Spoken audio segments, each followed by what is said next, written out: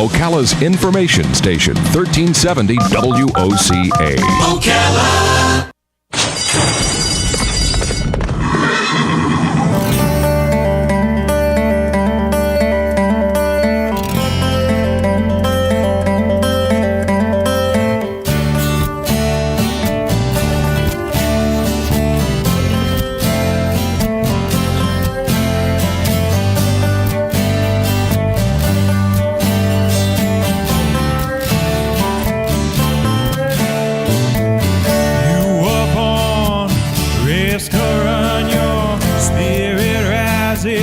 With the sun and it burns until the day is done.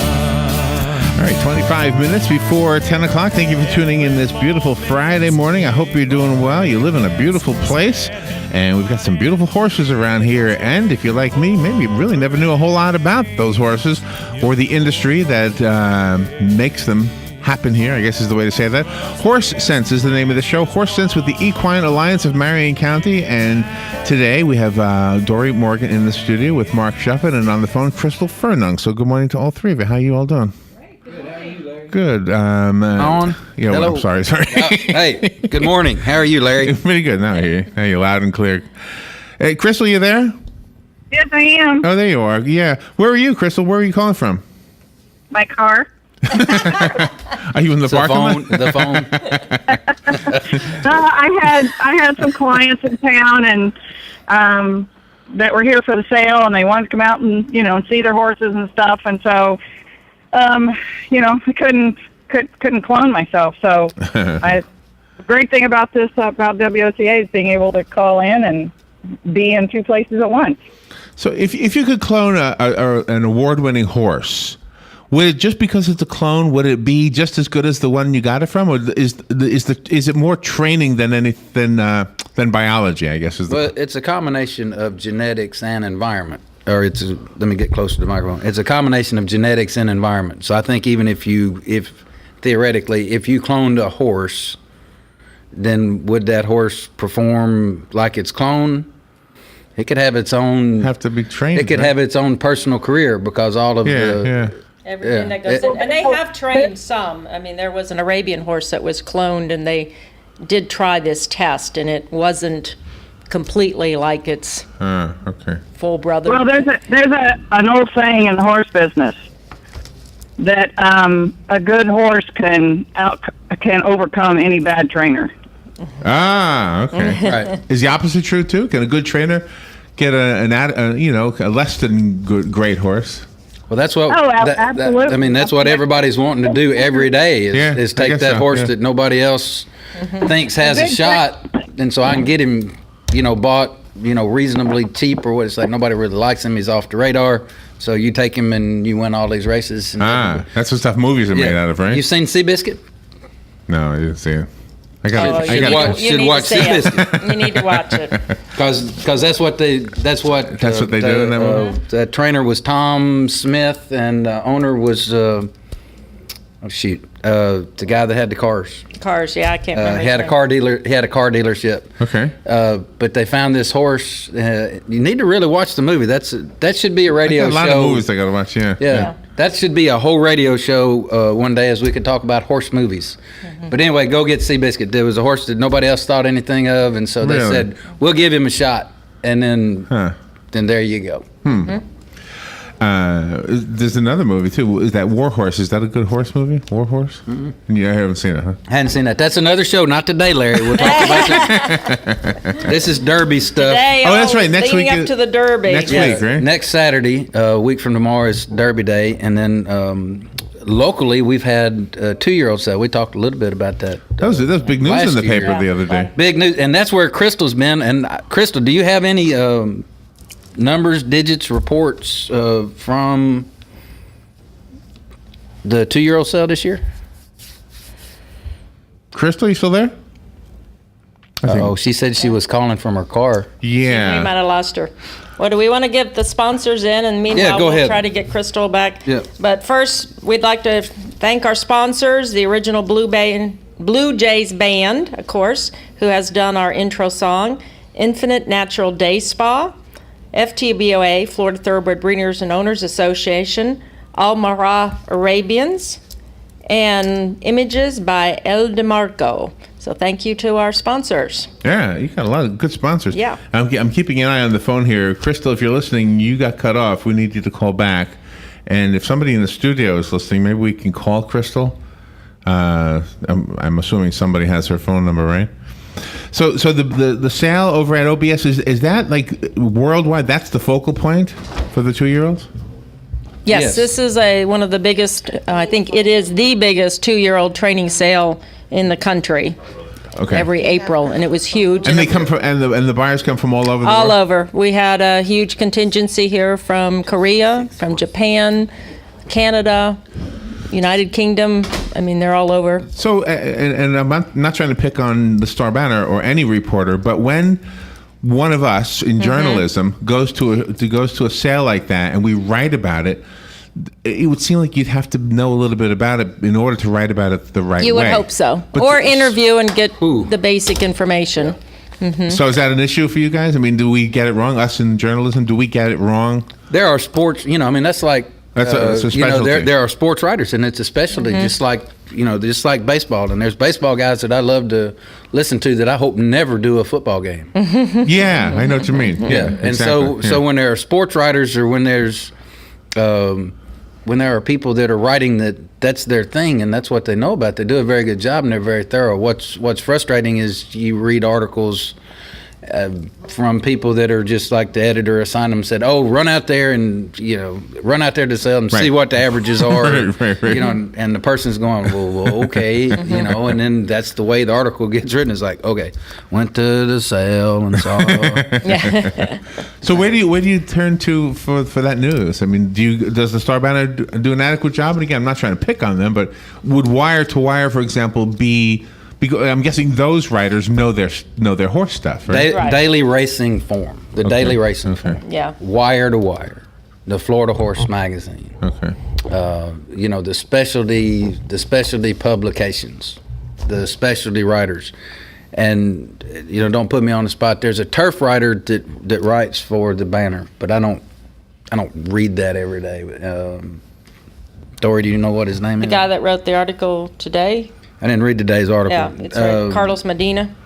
Yeah, Carlos is pretty regular. Okay. So he's got the information. So he down. knows. He knows what he's talking about. Okay. And then there's a syndicated column, I think, in the Star Banner that is a sports turf writer. I can't remember his name. Now, does that information help you in any way? Does it give you an idea of who?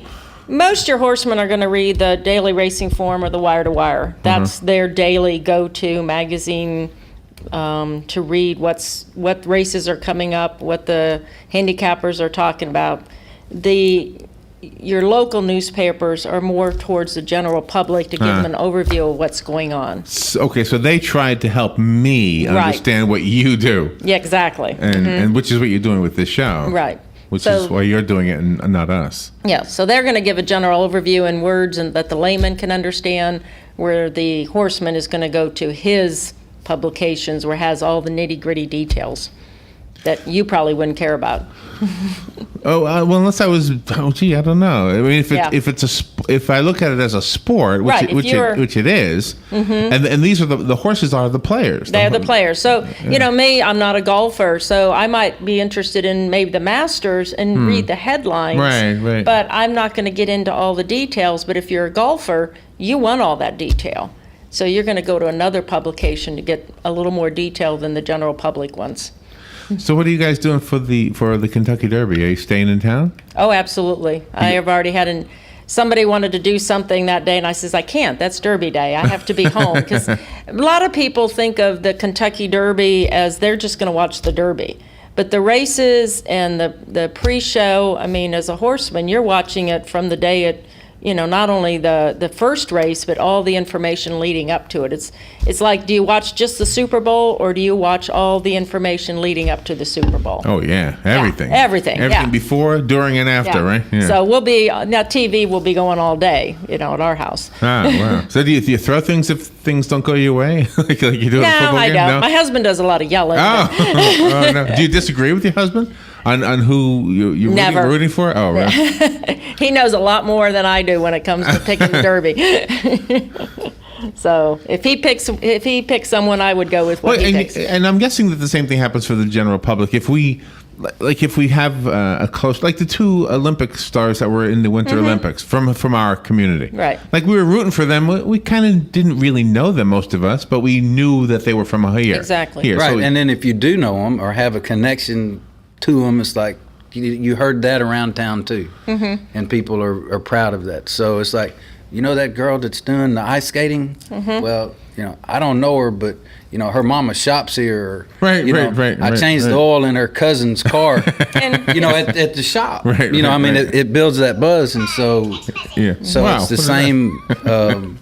It's the same with the horses. I mean, you may not have a direct connection, but it's like, yeah, but we sell feed out there, or I built the fence out there, or I put a roof on that barn, or So they have a connection to the champion horse. Or that farm, and then there's some CPA in town. They go, yeah, we do the taxes, and we do the books for that farm. So everybody is proud to have those connections. So is there a name that you can predict next Saturday night after the Kentucky Derby? What horse's name will we all know? Yeah, I wouldn't be here if I could do that. yeah, exactly. But I there would are have some. left a long time ago. Can you give me 5 or 6 to choose from, or no? There's only how many actually race? How many horses actually race? There'll be 20 in the race. So it's got to be one of those 20. Got to be one of those 20. And there's always a long shot. Sometimes it just comes out of nowhere and everyone's just like with their mouth open. So, there are some contenders. Of course, there are some horses that people are going to root for because they're Florida breds, and so we're just like we were talking about the Olympic girl. You're going to root for the Florida bred. So how many Florida breds are in the Kentucky Derby this year? Currently, there are 2. But previously, and we can talk about those in a minute. And by the way, Crystal just sent me a text, and I guess she got tied up. She's not going to be able to call back in. So, Crystal, we'll see you next week. Okay. Thanks for calling in. And the first thing I thought was like, well, Crystal's gone, because they're like, where are you? She said, I'm in my car. And then I thought, well, that's not good. So so she made it to wherever she needed to be, I guess. And then that always worries me too. Yeah. When we have somebody on the. She's tied up. Okay. Well, never mind. Okay. Previously, there have been 6 Florida breds that have won the Kentucky Derby. And that was Needles and Carryback, Foolish Pleasure, Unbridled, Silver Charmed, and Affirmed is still the last Triple Crown winner as a Florida bred horse. Some neat stuff that is here locally. Florida Thoroughbred Breeders has they've got a museum that's open to the public, and it's free of charge. And where's that?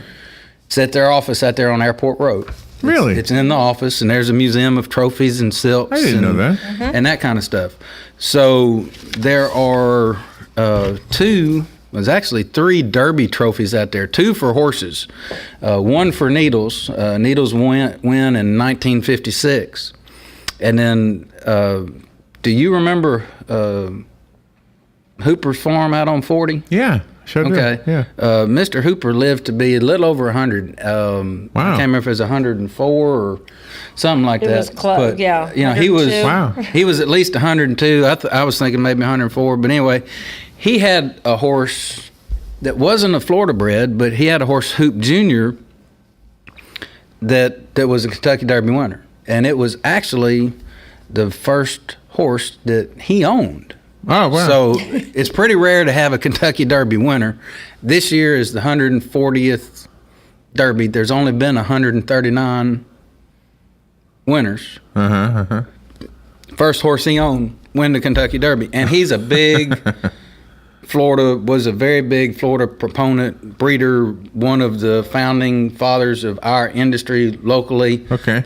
So Hoop Jr.'s trophy is at the Thoroughbred Breeders' office, as well as Needles trophies. Wow. And then there's one trophy out there that's for a jockey from the Derby, and I'm not sure which one that is. But interesting story about the trophy for the Kentucky Derby.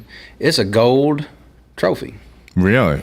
And it's got a horseshoe that's I think it's 14 karat gold. Wow. And it's handmade. It's been made by the same people. Somewhere in New England, there's a company up there that makes that stuff. Made by the same company since, I don't know, like 1975.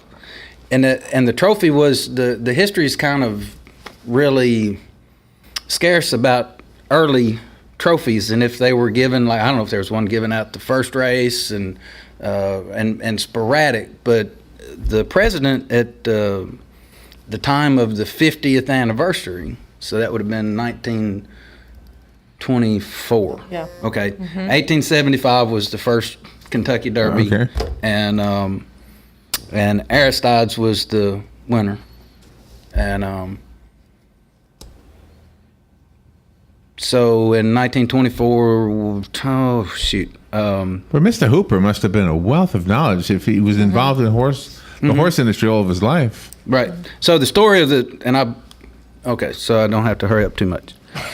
I'm checking the clock. Wynn, I was trying to think of that guy's first name. Matt Wynn was the president of the Churchill Downs, the Kentucky Derby. And so he commissioned, so that was, the reason it's gold is that's the golden anniversary, right? I got you, right. Okay. Right, okay. So from the time of the 50th running of the Roses to today, they've given out this trophy. I got you. It's handcrafted. It takes almost a year to make. Wow. So they'll start on it soon after the Derby this year. And it's a 14 karat gold shoe, and I think the rest of it's like 18 karat gold, and it's handcrafted, and there's a poured mold and all that kind of stuff. And for the 50th and for the 75th and for the 100th and for the 125th, they add jewels. Oh, wow. For whatever. Wow, that's gonna be a pretty trophy. Is it big? Is it large? That's pretty big. 22 inches, I think. Yeah. It weighs 56 ounces. Now Not as big as some, but You need a it's security guard gold. there. That sounds like Oh you're- yeah. Oh, believe me, there's a lot of So if security. it was, what's the diamond? And I haven't seen it, but what's the diamond anniversary? Is that 75? So You gotta so remember that, would have though. been I'm a long ways off. One day. so that would have been the jewels that they added that year. Now they didn't add diamond, like for 76, the diamonds were on there. But one person owns it. You don't pass it off like the No, it's the a new hockey one. Right? No, it's a new one every It's a year. new one. You get to keep it. So that's what I said. And there's a couple of those at here in That is Ocala. a- So go out and take a look. Who knew that there was? I mean, I didn't know there was a museum there. They've only made one change to that trophy since 1924, and that was made. It's kind of weird to me that it was ever started like that, but that was made in 1999, so that'd been the 125th running of the Roses. A horseshoe is said to be turned with the points up to keep the luck in. Well, when they made this trophy, that 14 karat gold shoe was turned with the toes down Oh no. for years. And I'm thinking, really? I mean, all these horsemen or whatever, around this trophy. So for years, the horseshoe was turned with the points down. Somebody got it wrong. And then in 1999 for the 125th running, okay, so they corrected the shoe and turned it with the points up. So they hadn't made many changes. It's a pretty cool trophy. It's the only solid gold trophy Of any sport, probably. of any right? sport. Yeah. Wow. It's as unique as It's got to be. Gosh, how much do you think that's worth? It's got to be huge.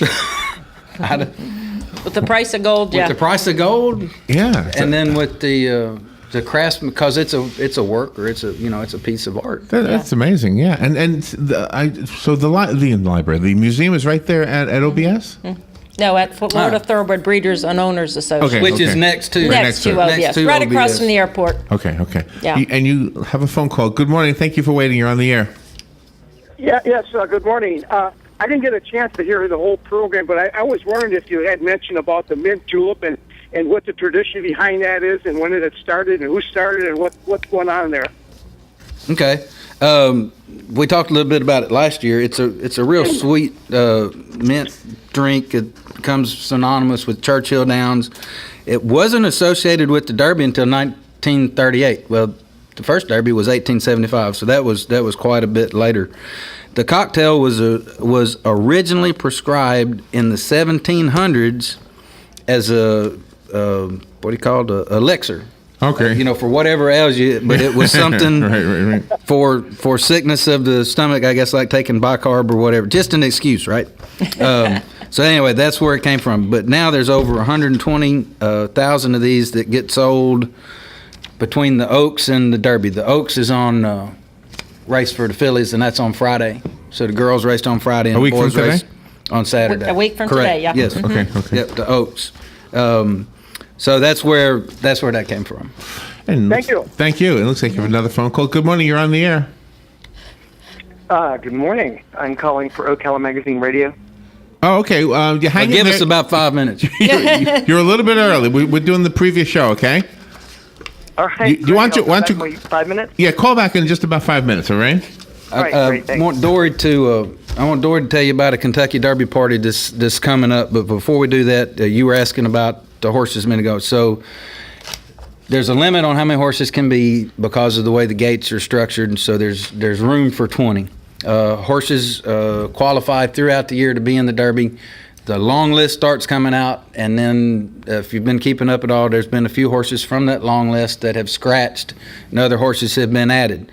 But currently, there are 2 horses from Florida that are scheduled to be in the Derby. One of them is Dance with Fate, and the other one is Wildcat Red.